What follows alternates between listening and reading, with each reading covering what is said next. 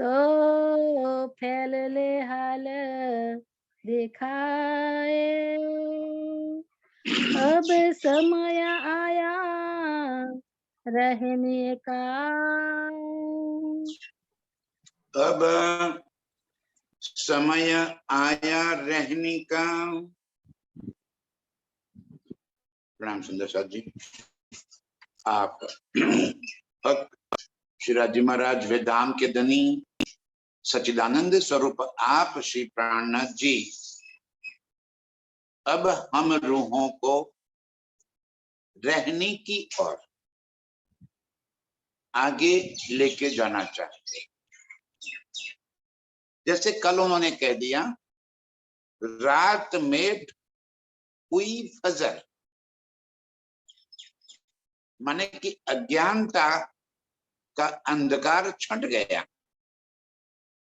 और पूर्ण ज्ञान का प्रकाश हम रूहों के दिलों में आकर बस गया। अब जब पूर्ण ज्ञान हमारे दिल में बस गया, प्रियतम की पूर्ण पहचान हो गई हमें, अब हमें ज्ञान से क्या करना है? अब हमें क्या इल्म चाहिए? इल्म बेशक करने के वास्ते है, इल्म प्रियतम की पहचान करने के वास्ते है। हम बेशक हो गए, प्रियतम की पहचान हो गई, धाम की पहचान हो गई, लीला की पहचान हो गई, प्रियतम के स्वरूप की पहचान हो गई। अब कौन सा ज्ञान चाहिए? लेकिन हम ज्ञान के ही पीछे पड़े हुए हैं और आज भी हम यही मानते हैं कि हम जागृत हो गए, लेकिन किससे? ज्ञान से, इल्म से। ये हमारी भ्रांति है, यही तो फरामोशी है हमारी कि हम ज्ञान के चक्कर में फंसे हुए। आज भी हमें चर्चा सुनते रहना है, अच्छी बात है, लेकिन यदि इन शब्दों को सुनकर हमारे जीवन में, हमारी रहनी में कोई परिवर्तन न आया तो सुनकर क्या फायदा? और सुनते जाओ, पूरा जीवन सुनते जाओ। यदि सुनने के बाद जीवन में कोई परिवर्तन, कोई बदलाव नहीं आ रहा है तो सिर्फ सुनते रहना, इसे कहता है कहनी। धनी जी ने आगे एक चौपाई में कहा है कि ये पढ़ना, लिखना, बोलना, सुनना और विचारना, ये सारी बातें कहनी है और हम उसी में उलझे हैं। तो पारायण पढ़ो, वाणी पढ़ते जाओ, या सुनते जाओ, या बोलते जाओ, या लिखते जाओ। ये सब करने के बाद, ये सब करने की वजह से यदि जीवन बदल ना गया, अब समय आया रहने का। धनी जी फरमा रहे कि अब कहनी सुनने की रात में, अब वो तो काम समाप्त हो गया। अज्ञानता थी तब तक ठीक है, अब तो पूर्ण प्रकाश हो गया, ज्ञान का सूरज निकल आया, सारी बातें समझ में आ गई। अब रूह रहनी को चाहिए, अब तो मेरे प्रियतम के संग प्रेम और आनंद की लीला में डूबना चाहिए। ये परम लक्ष्य है हमारा।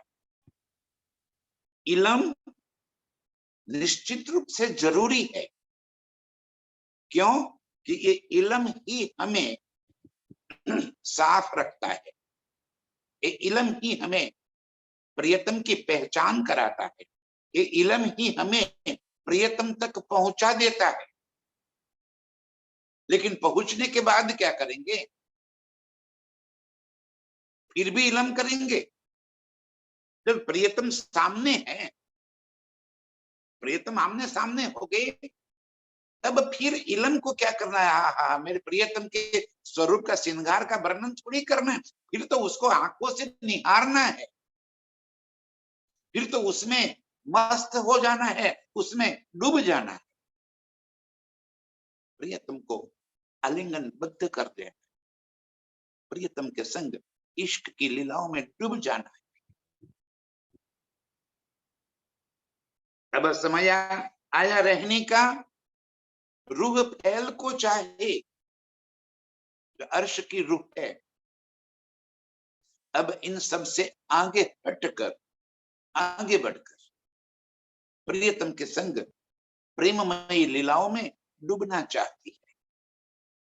अब चाहत बदल गई। हाँ, जब तक प्रियतम की पहचान नहीं हुई है, तब तक इलम ही हमें एकमात्र आसरा है, जो हमें धन्य तक पहुंचाने का काम कर सकता है। लेकिन क्या पूरा जीवन हम इलम ही पढ़ते रहेंगे? क्या पूरा जीवन हम इलम में ही उलझे रहेंगे? इसका ये अर्थ होता है, इसका ये अर्थ होता है, हम क्या विवादों में फंसे रहेंगे? इस वास्ते इलम आया है ना। इलम हमें बेशक करने के लिए आया, और बेशक हो गए हम। अब किस बात का शक है? लेकिन हम अपनी होशियारियां, अपनी चालाकियों में फंसे हैं। ये इलम का दूसरा पहलू ये भी है। इलम का दूसरा पहलू ये है कि ये हमें इल्मी बना देता है, ज्ञानी बना देता है। और ये ज्ञान आ गया तो ये तो चतुराई हो जाएगी। गणेश जी ने बात कह दी, ये इलम चातुरी खूबी अंग की, ये देखने न देवे मेरे दुल्हे के मुख का नूर। यदि इलम के बाद हमारे भीतर नम्रता न आई, इलम के बाद हमारे भीतर के गुण अंग इंद्रिया साफ न हो पाई, तो क्या इलम लिया? इस वास्ते धनी जी कह रहे हैं कि अब समय आया रहने का। रात मेट हुई फजर, अब तो पूर्ण प्रकाश हो गया। अब रहने का समय आ गया। अब अज्ञानता हट गई, अंधकार छट गया। अब समय आया रहने का। रूह फैल को चाहे, जो अर्श की रूह है, अब प्रियतम से मिलन को चाहती, अब प्रियतम से मिलना चाहती, अब तड़प प्रियतम के प्यार की लगी है। जानना ये तो समाप्त हो गया, जान लिया। अब क्या बाकी रह गया?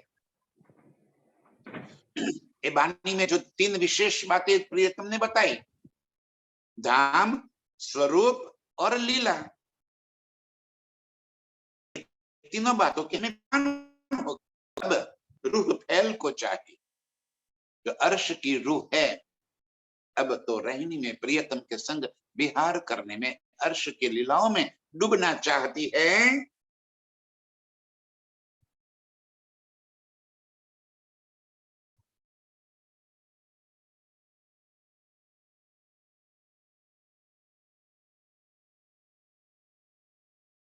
તમારું कहीं नहीं कहीं सब रात में आया फैल हाल का रोज। एक चरण छूट गया। जो होवे असल अर्श की, सो फैल ले हाल देखाए। धनी जी कह रहे कि इनके लिए कह रहा हूं जो होवे असल अर्श की। सिर्फ दावा लेने से कुछ नहीं होगा, दावा निभाना भी तो पड़ेगा। हक जताने से क्या होगा, हक के साथ फर्ज भी तो निभाना पड़ेगा। जो होवे असल अर्श की, धनी जी अब उनमें भी छांटते हैं। जैसे आगे कह दिया ना, धाम माहे सैया, अरे साथ माहे सैया धाम की, साथ माहे सैया, न साथ कौन और सैया कौन। धनी जी फरमा रहे हैं ना, साथ माहे सैया धाम की जो है ईमान वाली, सो धन धाम को तोलसी और करसी दृढ़ निर्धा, वो इस बात को समझेगी। यहां भी यही फरमा रहे हैं, जो होवे असल अर्श की। ये इलम आए हैं रूहों के वास्ते, लेकिन सारी दुनिया उसको सुनेगी, सारी दुनिया उसको चित्त में लेगी, लेकिन कोई उसको ज्ञान की तरह लेगी कि भी ये अच्छा ज्ञान आ गया है, और ज्ञान से वो अपने आप को प्रफुल्लित कर लेगी। उसका संबंध ज्ञान तक ही होगा, उससे ज्ञान से आगे कोई मतलब ही नहीं होगा। तीनों सृष्टि तीन धाम की, किसके लिए वाणी पूजा के लिए आई है, वो पूजा करती रहेगी, उनके लिए पूजा का विषय है ये वाणी उनको बस। क्योंकि गलती से हमने राज्य को भी दुनिया के देवी देवताओं की लाइन में खड़ा कर दिया। संसार की चाहते इच्छाएं पूरी करने के लिए, अरे भाई हम किससे मांगे, राज्य से न मांगे तो और किससे मांगेंगे। अच्छा, तो राज्य से भी क्या मांगने की आवश्यकता पड़ेगी। जो होवे असल अर्श की, ये बात राज्य तीनों को, तीनों सृष्टियों को अलग कर देती है। एक है जिनका काम है सिर्फ और सिर्फ रुमालों में लपेट कर राज्य की आरतियां करना, उनको बस रिझाना, उनको भोग लगाना, मुगट चढ़ाना, रोहागा चढ़ाना, और रात दिन एक काम करते रहना, उनके लिए भी राज्य। एक है जो इल्म में फंसी है, और एक तीसरी जो होवे असल अर्श की। अब राज्य तीनों को विभाजित कर दिया।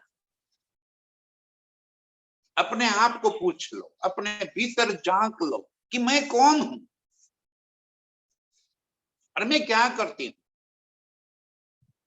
क्या मेरे लिए धनी जी खजाना लेकर आए हैं, कौन सा पिटारा खोल दिया है उन्होंने, और मैं उस पिटारे को कहां कैसे उपयोग करती हूं। जो होवे असल अर्श की सो फैल ले हाल देखाए। एक एक शब्द को दिल में उतार कर अपने आप को परिवर्तित कर दे, न्यौछावर कर दे प्रियतम के चरणों में। फैल ले हाल दिखाए, हाल जीवन को परिवर्तित कर देना, हाल में आ जाना, अपना आपा नहीं रखना, अपने आप को प्रियतम के भीतर समाहित कर देना, हाल में आ जाना, निज स्वरूप में पहुंच जाना। ये अर्श की रूहों के लक्षण है। धनी जी फरमा रहे, जो होवे असल अर्श की, तो क्या बाकी नकल अर्श की है? बिल्कुल नकल अर्श की है। साफ ही तो कहा, तीनों सृष्टि तीनों धाम की, तीन प्रकार की सृष्टि का सबसे पहले धनी ने कह दिया।